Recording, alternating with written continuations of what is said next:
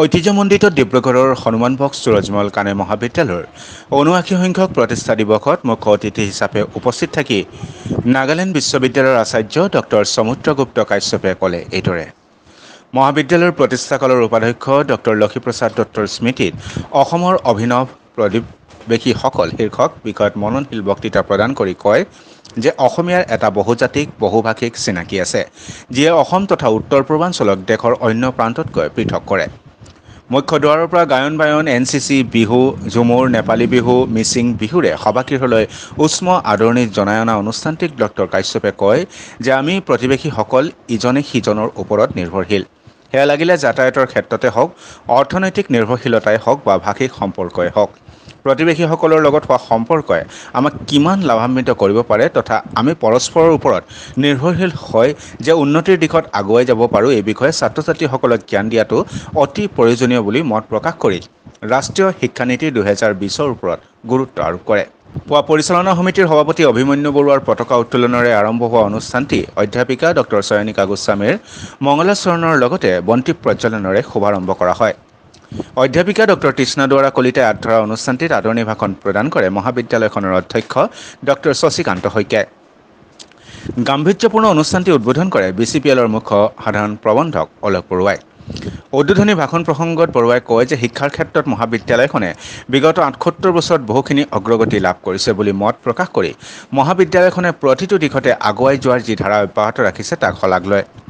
অনুষ্ঠানটিত বিশিষ্ট অতিথি হিচাপে উপস্থিত থাকি নয়দাস্থিত GNIOTBৰ সঞ্চালক ডক্টৰ ভূপেন্দ্ৰ কুমাৰ সোমে কয় যে আমি এনেকুৱা যুগত বাস কৰিছোঁ যিটো সময়ত বিকাশৰ হাৰ সৰ্বকালৰ অধিক।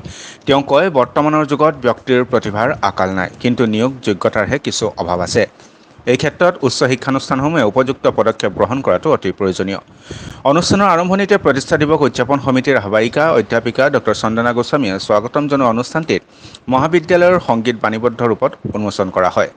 আজিৰ অনুষ্ঠানত নাগালেণ্ড বিশ্ববিদ্যালয়ৰ আচাৰ্য ডক্টৰ সমুদ্ৰগুপ্ত কাশ্যপক মহাবিদ্যালয়ৰ পৰিচালনা সমিতিৰ প্ৰথমগৰাকী সম্পাদক অশ্বিনীচৰণ চৌধুৰীৰ স্মৃতিত অশ্বিনীচৰণ চৌধুৰীৰ স্মাৰক বঁটা প্ৰদান কৰাৰ লগতে মহাবিদ্যালয়খনৰ শ্ৰেষ্ঠ শিক্ষাৰ্থী বিদিশা মলিয়াক ডক্টৰ লক্ষীপ্ৰসাদ দত্তই স্মাৰক বঁটা প্ৰদান কৰা হয়। এই অনুষ্ঠানত মহাবিদ্যালয়খনৰ ওপৰত নিৰ্মিত এক সুন্দৰ তথ্যচিত্ৰও প্ৰদৰ্শন কৰা হয়। উল্লেখ্য যে আজিৰ এই অনুষ্ঠানত DHSK কানৈ মহাবিদ্যালয়ৰ আৰু শব্দৰূপা সংগীত বিদ্যালয়ৰ মাজত এক বুজাবুজি চুক্তি স্বাক্ষৰ হয়। আজি DHS কানৈ মহাবিদ্যালয়ৰ ৭৯ সংখ্যক প্ৰতিষ্ঠা দিৱস। প্ৰত্যেক বছৰে আমি প্ৰতিষ্ঠা দিৱসটো খুব ধুমধামেৰে উদযাপন কৰি আছোঁ কানৈ মহাবিদ্যালয় পৰিয়ালে। আৰু এইবাৰো আমি এটা বক্তৃতা আৰু বঁটা এনেধৰণে বিভিন্ন কাৰ্যসূচীৰ মাজেৰে দিনটো উদযাপন কৰিছোঁ। আমি বক্তৃতা এটা প্ৰদান কৰিবৰ কাৰণে নিমন্ত্ৰণ কৰি আনিছিলোঁ নাগালেণ্ড বিশ্ববিদ্যালয়ৰ আচাৰ্য ডক্টৰ সমুদ্ৰগুপ্ত কাশ্যপ। তেখেতে অসমৰ প্ৰতিবেশীসকল শীৰ্ষক খুব মননশীল এটা বক্তৃতা প্ৰদান কৰে আৰু লগতে তেখেতক আমি প্ৰত্যেক বছৰ যিহেতু আমি এটা বঁটা দি আহিছোঁ অশ্বিনীচৰণ চৌধুৰী স্মাৰক বঁটা, তেখেতকে এইবাৰ সেই বঁটাটো আমি প্ৰদান কৰিবৰ কাৰণে সিদ্ধান্ত গ্ৰহণ কৰোঁ। তেখেতে সেই বঁটাটো গ্ৰহণ কৰে আৰু আমি এই অনুষ্ঠানৰ কাৰণে নিমন্ত্ৰণ কৰি আনিছিলোঁ দিল্লীৰ নয়দাস্থিত জিনত আৰু জিমছৰ ডাইৰেক্টৰ ভূপেন্দ্ৰ কুমাৰ সোম। তেখেত আহিছে আৰু তেখেতে আমাৰ মহাবিদ্যালয়খন প্ৰথমবাৰৰ কাৰণে আহিছে আৰু আমাৰ মহাবিদ্যালয়খনৰ সৈতে সেই অনুষ্ঠানটো বুজাবুজি আছে। আৰু BCPLৰ হৈ আমাৰ এই অনুষ্ঠানটোত আছে অলোক কুমাৰ বৰুৱা আৰু তেখেত BCPLৰ CGM আৰু আমি তেখেতক নিমন্ত্ৰণ কৰি আছোঁ। ইতিমধ্যে তেওঁ উদ্বোধক হিচাপে সুন্দৰ বক্তৃতা প্ৰদান কৰে আৰু BCPLৰ সৈতেও আমাৰ বুজাবুজি চুক্তি আছে।